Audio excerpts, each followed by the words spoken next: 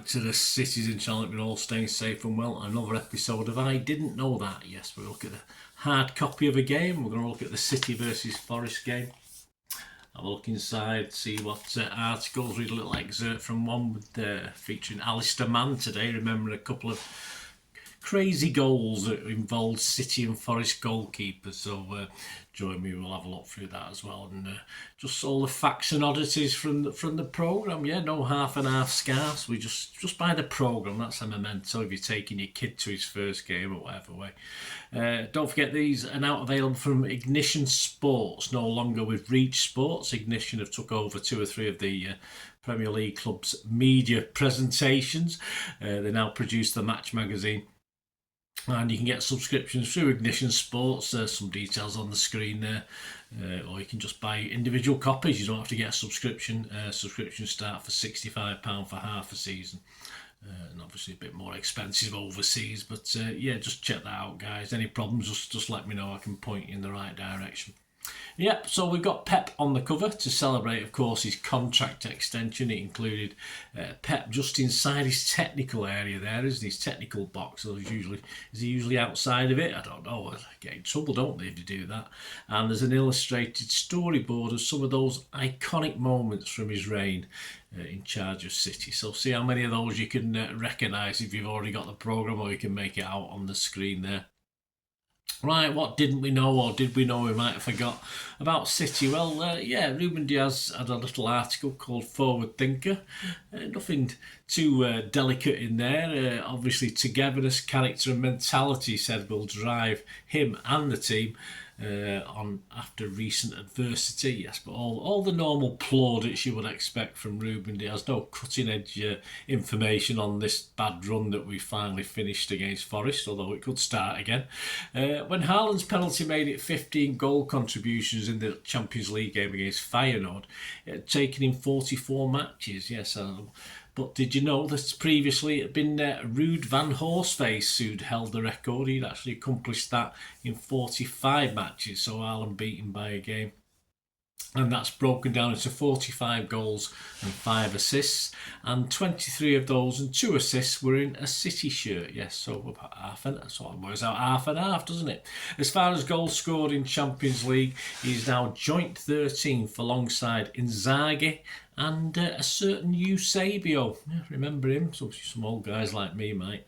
Excerpts from Together 4 in a Row documentary, so someone's having a quick look at that. One of the couple of the things that made me chuckle or smile.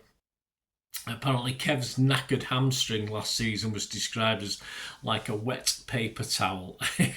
Probably not even a plenty one, was it? Which a bit stronger. As players and chairman were chatted the day after that crucial win at Spurs, of course, in the penultimate game of the season. They were commenting. The chairman was chatting. Three of the players, including Aki, was chatting about it. And apparently Ortega just simply commented, "Why is everyone so surprised I can save the ball?" Yeah, I agree with you, mate. I'd agree. Gary James, one moment in time, looks at the arrival of Trevor Francis and a bit about his time at City. And of course, Trevor Francis fondly remembers his scoring debut at Stoke and the thousands of City fans that were there that day. And he was also impressed with the setup at City. It was the best football club he'd been to, apparently, at that stage. John Bond's City, of course. And don't forget, he also scored a 2-1 win over Wolves that temporarily put City on top of the division in December 81. Didn't last long, but never mind. Alistair Mann, yeah, he gets a couple of features in this one. He picked his top 10 Etihad games under Pep. Some interesting ones, including the 4-0 over Real Madrid, of course, in 2023.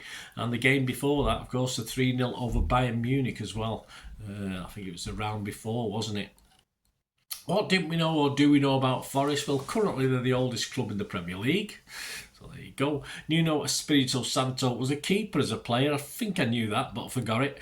And played under Jose Mourinho, no less, at Porto. And taking Wolves to 7th in the 2018-19 season was his highest finishing Premier League position to date. Their top 5 greatest of all time: John McGovern, 334 appearances, 11 goals between 75 and 82. He followed Clough from Derby to Leeds, wouldn't have been long there, to Forest, 2 First Division medals and 2 European Cup medals. But the Scot never got an England cap. He wouldn't have done, would he? But the Scot never got a Scotland cap either. So there you go. Stuart Pearce played between 85 and 97. Of course, managed us as well. 522 appearances, 88 goals. That's not bad. 2 League Cup medals in 89 and 90. Des Walker, 408 appearances, one goal, 2 stints between 84 and 92 and 2002 and 5. He was a centre half, and the familiar song from the Forest fans was "You'll Never Beat Des Walker." Peter Shilton, yes, was there between 77 and 82, making 272 appearances. Not the tallest, but one of Forest and England's greatest. He was only 6 feet tall, so about my height. Almost as good as me. John Robertson, 2 stints there between 70 and 83, and he was there for the 85-86 season. He made 514 appearances, 95 goals. He was a left winger who set up Trevor Francis for that winning European Cup final goal in 79, and then helped himself to the winner the following year, so he did alright. The Forest owner also owns Olympiacos in Greece. There you go. I wonder if what does he ever play him? Well, chances of that are fading. Although, possible, isn't it? I mean, they are 6 at the moment as I'm recording this. What about City and Forest? Well, there's 6 degrees of separation. Bit iffy some of the links, but hey, we go with it. From Phil Foden, a goal in the 17-18 League Cup against Burton in the semi-final, who were then, of course, Burton were managed by Nigel Clough, who scored 1 and made 1 for Nigel Jemson as Forest beat Everton in match day 1 of the 91-92 season in a game that featured the debut for Everton of a certain Peter Beardsley, only player to play for all Liverpool and Manchester clubs, all 4 of them. He was a product of the Wallsend Boys Club, where a certain Elliot Anderson, the Forest midfielder, also played. He joined from Newcastle and played in the 8-0 away win for Newcastle at Sheffield United last season, and present in that Sheffield team that got absolutely tonked was, of course, James McAtee. He scored in the 2020 YouCut final win over Chelsea. One of their young stars at the time was current Forest player Ola Aina, who joined Forest last year.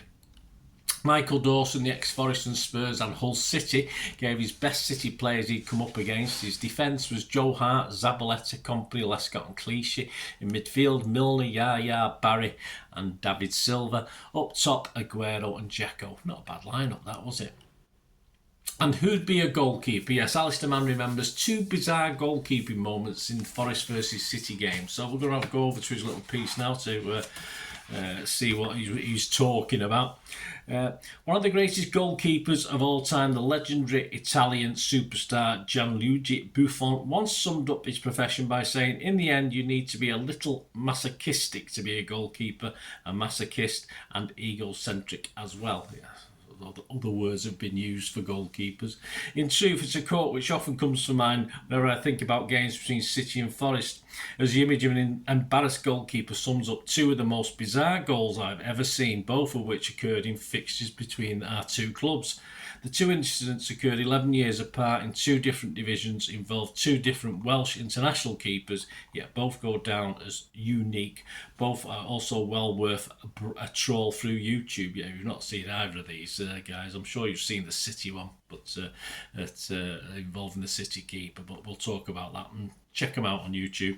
Let me first take you back to March 1990 in a top-flight match at the City ground. It was the 53rd minute of a largely uninteresting contest when City keeper Andy Dibble collected a cross from Forest midfielder Gary Parker. With the ball gathered, Dibble looked around for any nearby opponent before pondering whether to kick it upfield or throw it out to a colleague. After initially clutching it firmly, he then loosened his grip and was resting the ball on his outstretched right palm when Forest winger Gary Crosby suddenly emerged from just behind him and headed the ball off Dibble's hand. The astounded City keeper had no time to react, and with a fraction of a second, Crosby had whipped the ball into the unguarded net. To the fury of City players, referee Roger Gifford had to admit that had no doubt that it was a legitimate goal. Despite vehement protests, Forest went 1-up to compound the misery. It turned out to be the only goal of the game. Yeah, pretty mixed on people who said it should have been a goal, and other people who said it shouldn't have been a goal, but probably based on who liked City and who didn't. didn't at the time. If though you were a believer in karma, Dibble's faux pas was then corrected some 11 years later, when in October 2001 City became the beneficiaries of another similarly freakish goal themselves. In one of my first commentary assignments at the City ground, I was still reflecting on a Chris Bart-Williams goal which had just given the home side a 7-minute lead, when Forest keeper Darren Ward took control of the ball after a City attack broke down. Inexplicably, with nobody anywhere near him, he placed the ball down and left it for his central defensive colleague Ricardo Schibecca. The Forest defender, completely unaware of the fact, turned away and left the ball where it was, allowing City striker Sean Goater to run past both of them and gleefully thump it into the empty net for an equaliser. As the two Forest players looked at one another in a bemused fashion. For Dibble, read Ward; for Crosby, read Goater. Two ridiculous goals, two humiliated players, and both perfect examples of why they say you must be mad to be a goalkeeper. And one of the goals shouldn't have stood, and that's simply the Gary Crosby ones, and I will stand by that. The keeper had it.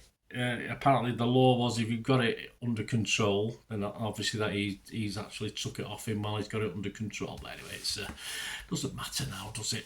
It did at the time. But anyway, check them out on YouTube, guys, if you've not seen either of those incidents. So there you go. I hope you enjoyed this. I didn't know that. City versus Forest from the 4th of December 2024. Some good stuff in there. They are individually available from Ignition Sports as well, so just for £4 plus postage if you fancy that. Thanks for watching, guys. Please, if you are new to the channel, you like what I try and do, please press that subscribe button, press the bell notifications, everything City past, present, as long as I can keep going. It'd be great to have you on board. Spread the word, guys. And if you do check through the channel for other City stuff, you'll also see some film and TV items as well. Another passion of mine, film and TV, so that's of any interest. Have a look at that, or if you know someone who might be interested, give me a kick in my direction. I'm always very grateful.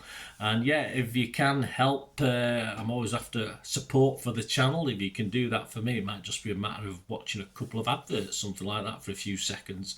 All helps the channel out going forward, so you can do that. Please stay tuned for further information of ways to do that. I hope you enjoyed the feature, and yeah, if you can support me through the subscription, if you can subscribe, guys, that'd be wonderful if you've not already done so. We do actually have memberships at the moment, just 99p a month, so you get access to all my City stuff, including all the history vlogs, dozens and dozens not been published yet, that you get immediate access to, and every time I do a edit and do a vlog, you get immediate access to it as well. So you can have a copy of scripts as well if you want any hard copy of the sort of things I do on matches and teams and managers and players, etc, etc. So if you can join the membership, that'd be wonderful. We do have sponsors at the moment. Kippax 6505 are our current sponsor. They have a little eBay shop, so if you check in the comments section, there's a link there to the shop. They sell movie posters from the 90s and 2000s. They sell DVDs, some classic Hollywood movies, some classic foreign language ones. And if you do see anything you fancy on there, if you do place an order, just mention me, just say Bernard sent you, and you automatically get 10% reduction in the cost of your order. So fill your boots, guys, and my thanks to Kippax 6505. And yeah, if you want to support the channel just by watching the ads, that helps. Watch the ads, let them play through while you just have to check your phone or something, let it play out. And of course, if you follow any of the links, that always works as well. If you follow a link to one of the ads and you fancy something, I've done it myself. I've followed a link and actually purchased something from another organisation. But it can happen. It can happen. Not all ads are stuff you're not interested in. And of course, if you can give us a like, guys, that would be absolutely fantastic. All likes are much appreciated. Anyway, thanks for watching. Until the next time, of course, I only ever ask one thing, don't I? Please, I ask you all to stay safe, especially you Blues. Until the next time, come on, City. Bye for now.